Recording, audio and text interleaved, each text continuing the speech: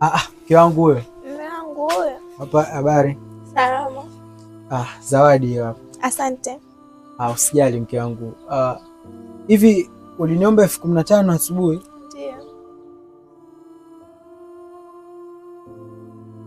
Sasa mke wangu, mimi katika pambana zangu zote za leo nimebeba michanga, nimesaidia fundi pale, nimebeba matofali, nimepata 12,000.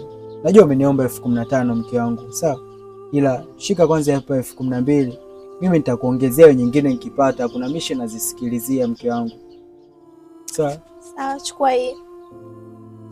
Hii hapa mimi nitanunua vitu vya ndani na itakayobaki mimi nitaweka. Afu usijali mume wangu, utapata nyingine zaidi ya hii. Mungu atakusaidia. Kweli mke wangu? Ndio. Mimi nikajua hata utanipayukia, utanikasirikia, utaanza kupiga kelele hata majirani wote wasikie. Hapana, siwezi kukasirikia. Sasa hiyo mishenye ndo haya. Amini, namshukuru sana Mungu kwa kunipa mke bora na anajielewa. Nakupenda sana mke wangu. Nakupenda pia mume wangu. Kweli. Vipi, umepika ndani? Bado. Basi sawa mke wangu, usijali. Mimi leo nakupikia, sawa? Nakupikia chakula kizuri kile unachokipenda. Sawa? Mimi nipo ndani baby. Mimi naoga chapu afu nakupikia. Shika wake ndani.